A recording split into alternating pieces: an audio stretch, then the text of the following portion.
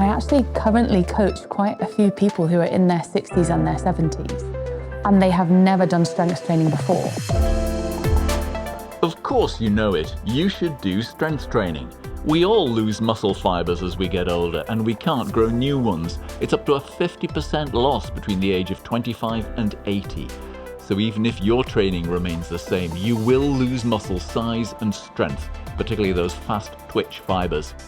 Resistance training is the way to make those fibers work harder after the age of 50. And in this video, we'll consider the training older athletes should be doing.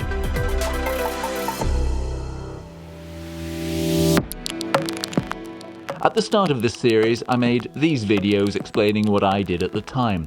I commented that I wasn't sure I was doing the right thing. I also felt my form wasn't great.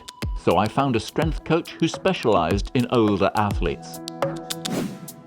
Our coach is Emma Hebben, who runs Wolf House Gym in Fort William.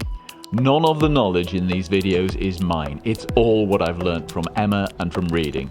If you want to hear more, there's a full video and audio podcast with Emma from which this shorter video is built. There are links to research papers in the video description. It's the person's body's capacity to withstand an external resistance or force, especially in terms of what we want to talk about getting older and staying strong or getting stronger. There's also another definition in terms of a performance definition, is the ability of the person to produce force as well. So in my opinion, from my experience and sort of what I coach, is that strength is your ability to withstand force and also your capacity to produce force against an external resistance. Phil Cavell recently contributed to this series, and in his superb Midlife Cyclist book, he writes, "The older we get, the more we should expect to substitute hard endurance efforts for focused gym-based resistance training. It should become as natural as renewing our prescription for our reading glasses." But what exactly are those focused exercises?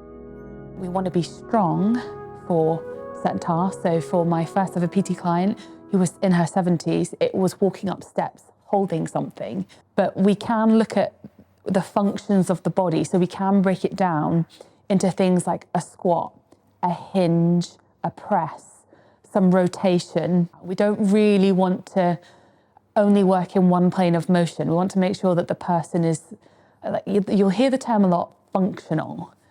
The basis of that is that the person is strong in their everyday life. They're prepared. Let's do it. For us, Emma prescribed home routines with dumbbells, but Key has been learning how to safely use the much heavier free weights in her gym. I want this barbell on my back and I'm going to want to walk out with it. This is definitely too high for me. So what I want to see is that the top point of this J cup, the tip of that, ideally I want that below my shoulder. There are also safety arms and safety straps to adjust correctly. The reason why we want people to stay strong is so that their joints are stable. They still have that decent proprioception, so they're not going to fall over. And if they do fall over, their body is strong enough, and we go back to that first definition we talked about, strong enough to withstand the force. They have the capacity to withstand a certain amount of force, and it should prevent serious injury. And when we move to heavier weights, that means learning how to brace. So what we want to do is I want to take in a big deep breath and expand my belly into the belt until there's loads of pressure between me and the belt, and it creates this lovely, rigid, tough feeling in my torso. We'll give it a go. And if I were to put 100 kilos on myself on a barbell and not brace, I would fold in half and it'd be very dangerous. And I won't be able to talk once I'm braced because my air will be pushed down. So bracing is the technique where we make our body as rigid as we can to withstand this external force. Take a big deep breath in with our diaphragm, push the air down, and we'll expand our belly, and we create what's called intra-abdominal pressure. So every time I stood up and I was stationary, it was safe for me to let the air out, where my spine becomes like a little bit more relaxed and less supported. And every time I was about to do the squat, where I was going to move down into squat under load, I braced.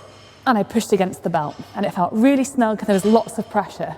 And I'm going to keep this barbell in tight to my body. I'm going to use my lats to pull it in tight to my body. I'm going to brace with my belt. I admit this was a little scary at first, but it is easily learned, and it's essential to keep challenging the weight you're lifting, rather than just keep adding repetitions as I was doing previously at home. If it's not hard enough, it won't change your body. So generally it's like, okay, you're doing all of the right things, but it's too easy. You need to really work hard. The intensity has to be there for the stimulus to happen. Several studies have shown cyclists have a lower bone mineral density for our age. Resistance training can help change that, so we're less likely to break something if we fall off. Stronger muscles protect attached ligaments and tendons, reducing injury.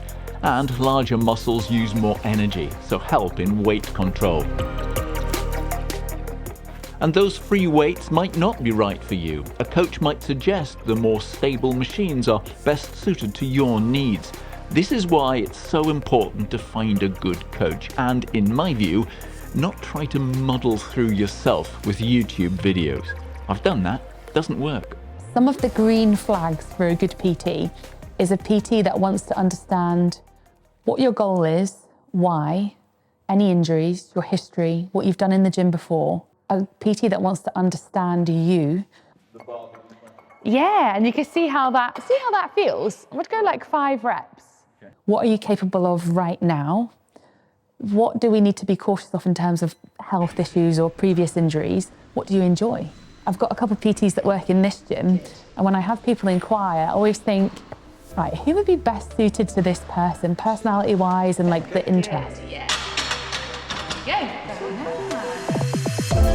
In case you're wondering, Emma has won a world championship and claimed a British record. You can find out more about her and this whole subject in the video and audio podcast that accompanies this video. The gym days she sets for us are typically centered around one heavy weight session, a deadlift, squat or press. And there are always other elements, a good warm-up, exercises that complement and contrast the main set, finishing with a core circuit. With Emma's permission, I've made those available as a written download. The link is in the video description. There you'll also find descriptions of the 2 types of home session Emma programs for us. I'll go through them in the next video in this series. But please remember, we are all different with different starting points, and what suits us might not be right or safe for you. You'll find the next video in the series here. Please take a look, and I'll see you again next time. Goodbye.